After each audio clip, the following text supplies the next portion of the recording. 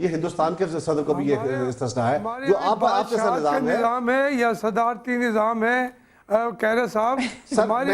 میں آپ کو اس لیے کہہ رہا ہوں جاوید ہاشمی صاحب، میں اس لیے یہ عرض کر رہا ہوں کہ ہمارا جو نظام ہے پارلیمانی نظام، اس کی مدر جو پارلیمنٹ گنی جاتی ہے وہ برطانیہ ہے، اور برطانیہ سے ہمارے نظام ڈرائیو ہوئے ہیں، وہ پاکستان کا بھی ہے، وہ بنگلہ دیش کا بھی ہے، وہ ہندوستان کا بھی ہے۔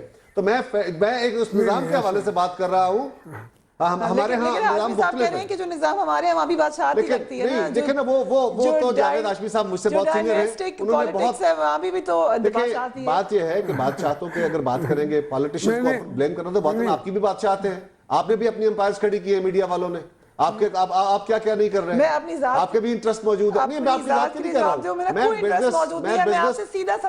بزنس ٹائکون کی بات کر رہا ہوں فریہ، بزنس ٹائکونز کے انٹرسٹ بھی کسی دن ڈسکس کریں گے۔ رانا ثناءاللہ صاحب ایک بات جو بڑی اہم کہی گئی وہ یہ کہ اگر یہ خط لکھ دیا جائے، کیونکہ وزیر اعظم صاحب اسی امپریشن میں تھے کہ صدر کو استثناء حاصل ہے تو پاکستان کا امیج خراب ہوگا دنیا میں، آپ ایگری کرتے ہیں اس بات سے؟ میں بالکل اس بات سے ایگری نہیں کرتا، کیونکہ جو الزامات اور جس قسم کی سٹوریز جو ہیں وہ اس سے پہلے انٹرنیشنل میڈیا میں آئی ہیں، اگر ان سے امیج صدر صاحب کا خراب نہیں ہوا تو پھر اس خط کے لکھنے سے جو ہے وہ امیج جو ہے وہ خراب نہیں ہوگا۔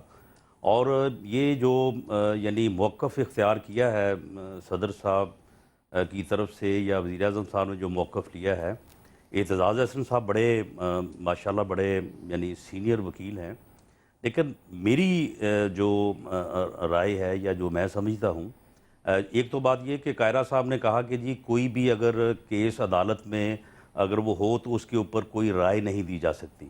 میں سمجھتا ہوں کہ کوئی بھی کیس اگر عدالت میں ہو تو اس کے اوپر یعنی ججز کا جو کنڈکٹ ہے اس کو آپ ڈسکس نہیں کر سکتے، اور اس کے اوپر آپ اس انداز سے رائے نہیں دے سکتے کہ آپ جو کورٹ کا جو پروسیس ہے اس کو آپ پریجوڈس کریں یا اس کو آپ ہیمپر کریں۔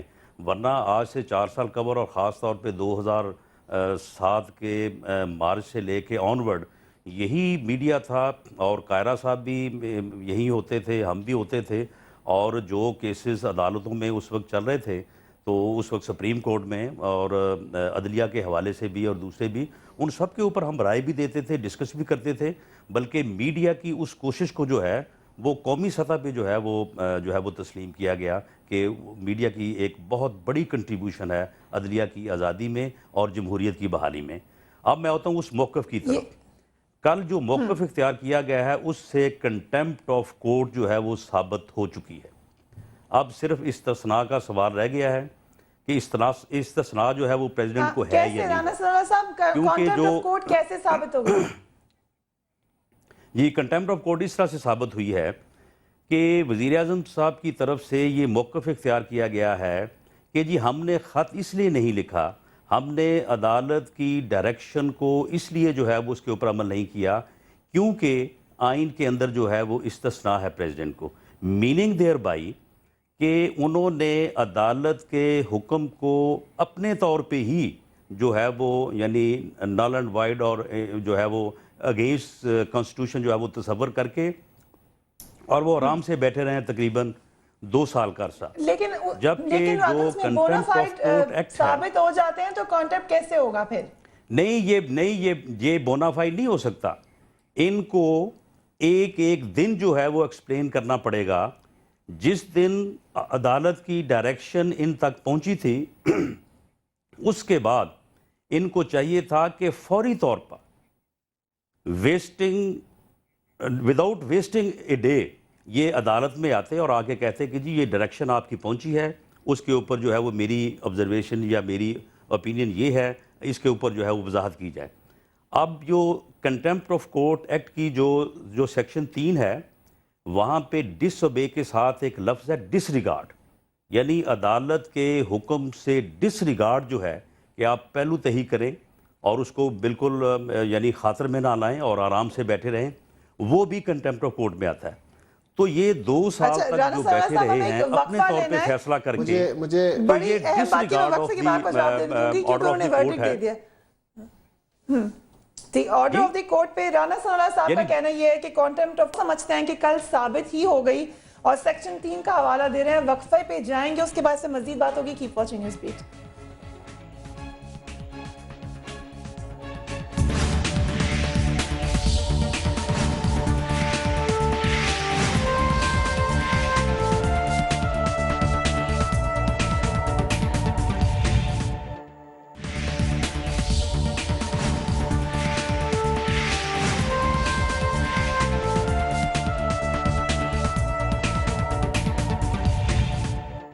Welcome back. ہم بات کر رہے ہیں صدر کو استثناء حاصل ہے یا نہیں. وزیر اعظم صاحب تو عدالت میں پیش ہو گئے, مگر وہاں پر سب سے اہم سوال وہی جو پچھلے کئی مہینوں سے مسلسل ڈسکس ہوتا رہا کہ صدر کو استثناء حاصل ہے یا نہیں.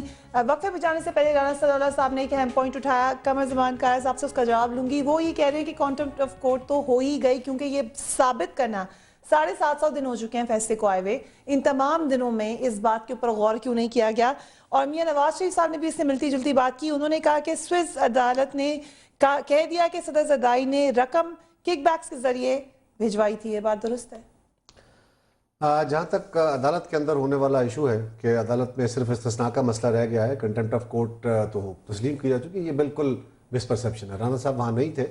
ہم تو دنوں کا کیا, ہم تو لمحوں کا بھی حساب دینے کو تیار ہوں گے اور دیں گے انشاءاللہ. لیکن فریحہ بات یہ ہے کہ عدالت نے یہ بات تسلیم کی کہ اگر امیونٹی سیک کرنی ہے یا نہیں کرنی ہے, آلریڈی موجود ہے. پرائم منسٹر کا موقف یہ ہے اور بونافائیڈلی یہ ہے کہ یہ آلریڈی کیٹیگوریکلی لکھی گئی ہے. اس کی انٹرپریٹیشن اگر عدالت نے کرنی تھی تو عدالت بھی پہلے لے سکتی تھی اس معاملے کو. لیکن یہ معاملہ عدالت نے خود, عدالت کے اندر ڈیبیٹ ہوا اور عدالت نے کہا کہ ٹھیک ہے استثناء کو دیکھ لیتے ہیں. وزیر اعظم صاحب کی انٹینشن پہ تو انہوں نے باقاعدہ یہ بھی کہا کہ 90% تک ہو سکتا ہے آپ درست ہوں. انہوں نے تو یہ کہا کہ 100% بھی آپ درست ہو سکتے ہیں, مگر کیا آپ استثناء کی بات کریں؟ دیکھیں میں صرف گزارش کروں کہ یہ عدالت کا حکم تھا نا, ہم تو استثناء کے لیے نہیں گئے تھے. ہم تو کنٹمپٹ آف کورٹ میں پرائم منسٹر کے بونافائیڈی عدالت نے ہی کہا تھا کہ خط بھی لکھیں. لیکن عدالت نے کہا تھا اور ہم نے یہ بات کہی تھی, اور چوہی صاحب نے کل یہ بھی بات کہی ہے کہ فیصلے عدالتوں کے وہ بھی ہوتے ہیں جو جن کا ڈیلے ٹائم میں جا کے بھی ان پہ امپلیمنٹیشن ہوتی ہے. اور صدر کو جو استثناء ہے, ہم یہ نہیں کہہ رہے کہ ان کے خلاف خط نہیں لکھا جا سکتا. جب وہ صدر نہیں رہیں گے, جب وہ آصف زرداری ہوں گے تو ان کے خلاف خط لکھا جائے گا, اور لکھا جا سکتا ہے تو ضرور لکھیں گے. لیکن اب کیونکہ عدالت نے استثناء کی بات کر لی ہے تو اس پہ ڈیبیٹ ہو جائے گی. جو آپ نے کہا میاں نواز شریف صاحب کا, میاں صاحب بڑے محترم اور پاکستان کی سیاست میں ان کا بہت بڑا نام ہے, بڑا کنٹریبیوشن ہے. لیکن میاں صاحب کو چاہیے کہ اس طرح کے سوال اٹھانے سے پہلے ذرا حقائق ضرور دیکھ لیں. پہلی بات تو یہ ہے کہ سوئس کورٹ میں ابھی یہ کیس انویسٹیگیشن میں تھا, یہ کسی ٹرائل میں نہیں تھا. انویسٹیگیشن کی سٹیج سے یہ کیس کلوز ہوا. لیکن میاں صاحب نے تو خود سہیل وڑائچ صاحب کو جدہ میں اپنی دعوت پہ بلایا اور وہاں پہ اپنا انٹرویو دیا, جو ایک کتاب کی صورت میں چھپا ہوا ہے. اور میں بہت پروگرامز میں یہ بات کہہ چکا ہوں کہ میاں صاحب آج تک نہ اس کو ڈسون کیا ہے, نہ سہیل وڑائچ کو سو کیا ہے, نہ اپنے اس انٹرویو کی تصحیح کرائی ہے. اور یہ بات میں نے سہیل وڑائچ سے بھی پوچھی, انہوں نے کہا یہ بات میں اپنی بات پہ سٹینڈ کرتا ہوں. وہ بک کی سے شکل میں شائع ہو چکا ہے, وہ خالی ایک انٹرویو نہیں ہے.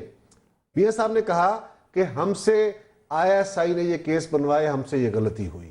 اور فریحہ قوم کو وہ بات نہیں بھولی, اور میاں صاحب کو بھی نہیں بھولنی چاہیے کہ اسی کیس کے اندر جب ہائی کورٹ میں ملک قیوم صاحب اور راشد عزیز صاحب, دو آنریبل جج صاحبان کی عدالت میں اس کیس کا فیصلہ آیا, تو اس کے بعد وہ مشہور زمانہ یا کچھ کو کیا کہوں میں, وہ کیسٹ ایک منٹ بات سنو.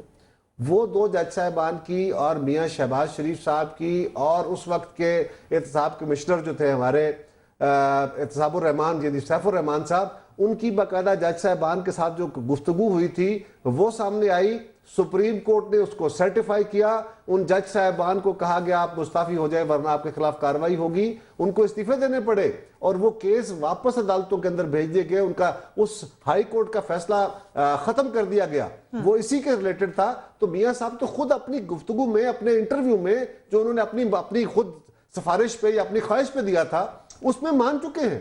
لیکن ابھی آپ کہہ رہے ہیں کہ اس انٹرویو میں بات چکے ہیں, تو پھر بات یہ کہ یہ تو آپ ایویڈنس لے کے کسی بھی عدالت میں چلے جائیں نا, پھر آپ کو مسئلہ ہی کوئی نہیں. آپ کہتے ہیں کہ یہ تو پولیٹیکلی موٹیویٹڈ کیسز ہیں.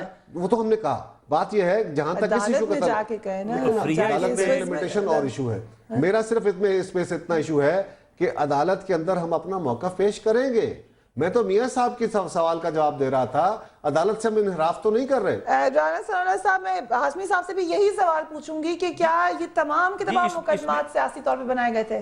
اور میاں صاحب بھول گئے ہیں یہ بات کی کہ اگر جو کارا صاحب کہہ رہے ہیں وہ کوئی اور بات کر رہے ہیں؟ دیکھیں بات یہ ہے، بات یہ ہے، دیکھیں دو چیزیں، میں ذرا دور بیٹھا ہوں اس سے چلیں ہاشمی صاحب سے پہلے پوچھیں دیں، ہاشمی صاحب کو شاید جی اگر آپ پوچھیں گی تو بات کروں گا، آپ کہیں گی تو نہیں بولوں گا، میں کسی کو رکاوٹ نہیں بنا۔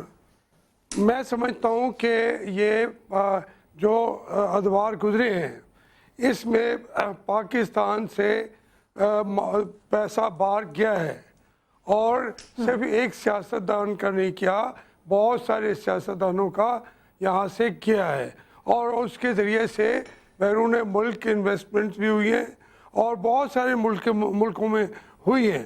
اس کی ایک الگ کہانی ہے اور درد بھری کہانی ہے کہ پاکستان کا روپیہ اس کے غریبوں کے خون پسینے سے کمائی ہوئی دولت سے باہر جو جا کے وہ روپیہ جمع ہوا سوئس بینکوں کے اندر یا لندن کی کالونیوں کے اندر یا بلڈنگیں بن رہی ہیں یا فلیٹس بن رہے ہیں یا وہ اس سے کاروبار ہوئے دبئی میں یا جا کے کاروبار، اس سب کا یہ بدقسمتی ہوئی ہے کہ پاکستان غریب سے غریب ہوتا جا رہا ہے۔ آج اس پیسے کی ہم بحث کر رہے ہیں، کیرا صاحب بھی، میرے دوسرے دوست جو بیٹھے ہوئے ہیں وہ بھی، ہم یہ ان کا دفاع کر رہے ہیں۔ ہم ان کا یہاں پہ صرف ہماری ذمہ یہ رہ گیا ہے کہ ہم ان لیڈروں کو جو پیسے لے کے گئے ہیں، ہم آپ کے سامنے ایک دوسرے کے ساتھ بھی لڑیں گے،